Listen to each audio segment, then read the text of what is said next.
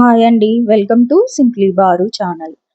ఈ శ్రావణ మాసంలో అమ్మవారికి ఎంతో భక్తితో నైవేద్యంగా పెట్టడానికి గోధుమ రవ్వ బెల్లం పొంగల్ని చాలా సింపుల్గా రుచిగా ఎలా తయారు చేసుకోవాలో ఈ వీడియోలో చూపిస్తున్నాను. చాలా తక్కువ పదార్థాలతో మంచి రుచితో పొంగలి తయారు చేసుకుందాం. మరి ఆలస్యం ఎందుకండి, ఇంకా ముందుగా రెసిపీలోకి వెళ్ళిపోదాం. స్టవ్ పైకి ఒక ప్యాన్ తీసుకోవాలండి. అందులోకి 2 స్పూన్ల వరకు నెయ్యి వేసుకొని ముందుగా కట్ చేసి పెట్టుకున్న పచ్చి కొబ్బరిని వేసుకొని మంచిగా గోల్డెన్ కలర్లోకి వచ్చేంత వరకు ఫ్రై చేసుకొని పక్కన తీసి పెట్టేసుకోవాలండి. నెక్స్ట్ ఇందులోకి ఒక 10-15 వరకు జీడిపప్పుల్ని కూడా వేసుకొని ఫ్రై చేసుకోవాలన్నమాట. ఇవి కొంచెం ఫ్రై అయిన తర్వాత ఇందులోకి ఒక 10-15 వరకు ఎండు ద్రాక్షలు కూడా వేసుకొని మంచిగా ఫ్రై చేసుకోవాలి. ఇవన్నీ బాగా ఫ్రై అయిన తర్వాత ఈ జీడిపప్పు ఎండు ద్రాక్షల్ని ఇంకా తీసి పక్కన పెట్టేసుకోవాలండి. ఇంకా ఇందులోనే కొంచెం నెయ్యి ఉండేది ఆల్రెడీ. ఈ నెయ్యి కాకుండా ఇంకొక స్పూన్ వరకు నెయ్యిని వేసుకొని 1/4 కప్పు వరకు గోధుమ రవ్వని వేసుకోవాలండి. 3/4 కప్పు వరకు పెసరపప్పు వేసుకొని మనము ఈ నేతిలో ఈ రెండింటిని మంచిగా ఫ్రై చేసుకోవాలండి. ఇవి బాగా ఫ్రై అయినప్పుడు మనకి మంచి అరోమా అనేది వస్తుంది. అండ్ గోధుమ రవ్వ కొంచెం తెల్లగా కనిపిస్తుంది అనమాట. ఇంకా ఇవి మంచిగా ఫ్రై అయ్యేటట్టుగా మంచిగా కలుపుకుంటూ నేతిలో కలుపుకుంటూ మనము ఈ గోధుమ రవ్వ పెసరపప్పుని మంచిగా ఫ్రై చేసుకోవాలండి. అప్పుడే మనకి టేస్ట్ అనేది బాగుంటుంది, పచ్చివాసన అనేది ఉండదన్నమాట. అది కాక వీటిని ముందుగా నానబెట్టుకోవాల్సిన అవసరం ఏమి ఉండదండి. గోధుమ రవ్వ పెసరపప్పు త్వరగా కుక్ అయిపోతాయి కాబట్టి నానబెట్టుకోవాల్సిన అవసరం ఏమీ లేదనమాట. ఇంకా మంచిగా నేతిలో ఫ్రై చేసేసుకున్న తర్వాత 3 కప్పుల వరకు వాటరు, 2 కప్పుల వరకు చిక్కటి పాలు వేసుకోవాలండి.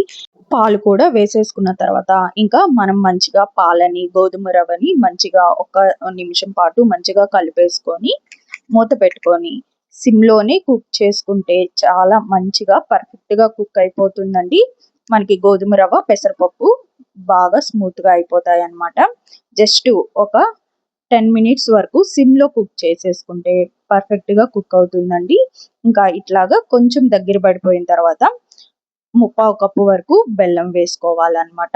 ఈ బెల్లం వేసుకున్న వెంటనే కలపకుండా మూత పెట్టేసుకొని కొంచెం లోపలికి అదిపేసుకొని మూత పెట్టుకొని ఒక 2 నిమిషాల వరకు కుక్ చేసుకున్న తర్వాత ఇంకా ఆ తర్వాత బెల్లాన్ని ఇంకా పొంగలి మొత్తానికి కలిపేసుకోవాలి. ఈ గోధుమ రవ్వలోకి కలిపేసుకోవాలన్నమాట. ఇట్లాగా కలుపుకోవటం వల్ల మనకి బెల్లం అనేది చక్కగా కరిగిపోతుందండి. అందుకోసమని గడ్డలుగా మనకి మిగలకుండా ఉంటుందన్నమాట. ఇంకా ఇవన్నీ బెల్లం బాగా మిక్స్ అయిపోయిన తర్వాత గోధుమ రవ్వలో ఎక్స్ట్రాగా ఇంకొక 2 స్పూన్స్ వరకు నెయ్యి వేసుకొని ముందుగా ఫ్రై చేసి పెట్టుకున్న కొబ్బరి, జీడిపప్పు, కిస్మిస్లు వేసుకొని ఒకసారి బాగా కలిపేసుకోవాలి. ఆ తర్వాత ఒక 1/2 స్పూన్ వరకు యాలక్కాయల పౌడర్ కూడా వేసుకొని ఇంకొకసారి బాగా కలిపేసుకొని ఇంకా మూత పెట్టేసుకొని ఒక 2 నిమిషాలు సిమ్లో పెట్టేసుకుంటే మనకి గోధుమ రవ్వ బెల్లం పొంగలి అనేది రెడీ అయిపోతుందండి.